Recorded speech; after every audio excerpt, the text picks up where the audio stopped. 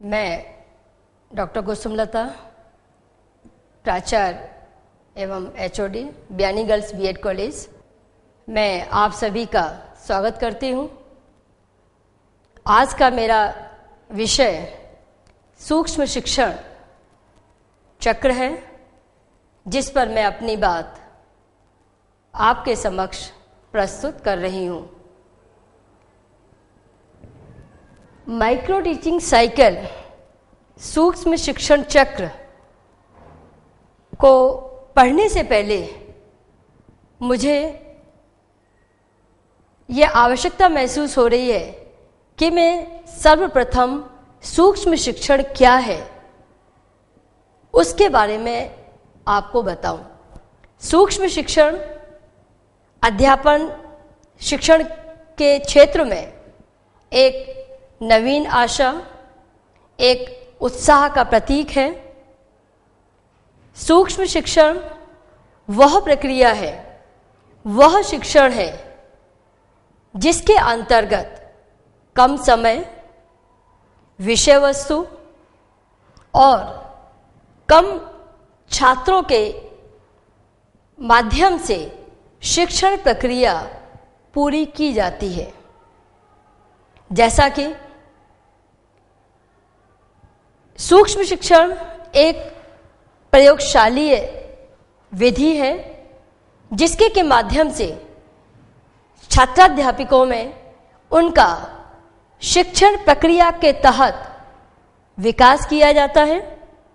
VM शौर का कहना भी है कि सूक्ष्म शिक्षण कम समय, कम छात्र और कम शिक्षण प्रक्रिया के माध्यम से एक टेक्निक के रूप में परिभाषित किया गया है। यही नहीं, वरन एलन ने भी स्वीकार किया है कि सूक्ष्म शिक्षण एक सरलीकृत प्रक्रिया है जिसके के अंतर्गत कम समय, कम छात्र और कम शिक्षण की जो प्रक्रिया है उसके माध्यम से शिक्षण का कार्य किया जाए, वह सूक्ष्म शिक्षण है। इसके बाद हमारा जो मुख्य विषय है सूक्ष्म शिक्षण साइकिल। सूक्ष्म शिक्षण साइकिल क्या है कि जैसा कि इसके नाम से ही विदित है कि चक्र, कि जब तक कि हमारी जो प्रक्रिया है, जो हम शिक्षण कौशल का हम विकास करना चाहते हैं छात्राध्यापकों के अंदर, उसमें छात्राध्यापक पारंगत न हो जाए तब तक वो शिक्षण कौशल की प्रक्रिया निरंतर चलती रहती है। उसी के ही अंतर्गत सबसे पहले छात्राध्यापक पाठ्य योजना बनाता है। पाठ्य योजना बनाने के बाद तो वो कक्षा में शिक्षण के लिए जाता है।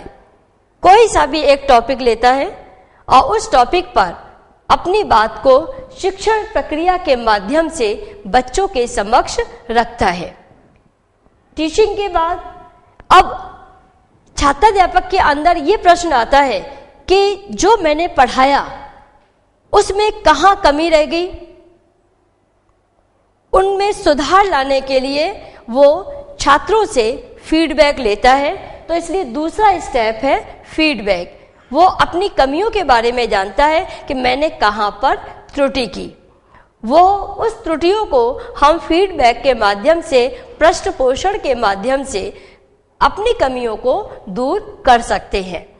जब हमने अपनी कमियां पूरी कर ली, उसके बाद पुनः पाठ्य योजना का निर्माण किया जाता है और उसके बाद छात्राध्यापक अपने विषयाध्यापक के पास जाएगा और अपने पाठ्य योजना में संशोधन करवाएगा। छात्राध्यापक की पाठ्य योजना में सुधार होने के बाद वो अपने उस पाठ्य योजना को पुनः पढ़ाएगा। पढ़ाने के बाद फिर वापस से वही प्रक्रिया शुरू होगी जो फर्स्ट स्टेप पर थी कि फीडबैक लिया गया। यहाँ पर पुनः फीडबैक, पृष्ठ पोषण लिया जाएगा। इसमें जो भी कमियां रहीं उन कमियों को वह दूर करेगा। उसके बाद लेसन प्लानिंग की प्रक्रिया पूरी होती है। तो कहने का तात्पर्य यह है कि जो माइक्रो टीचिंग साइकिल है यह तब तक चलता रहता है जब तक कि छात्र अध्यापक अपने शिक्षण कौशल में पारंगत न हो जाए।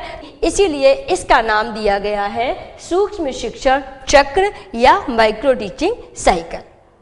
इसके साथ ही मैं इसका टाइम का भी निर्धारण किया गया है। लेसन प्लानिंग के लिए, टीचिंग के लिए 5 मिनट का समय, फीडबैक के लिए 10 मिनट का समय, रीप्लान के लिए 15 मिनट का समय, रीटीच के लिए पुनः 5 मिनट का टाइम और रीफीडबैक के लिए पुनः 10 मिनट का समय निर्धारित किया गया है। इस प्रकार से यह सूक्ष्म शिक्षण चक्र पूरा होता है।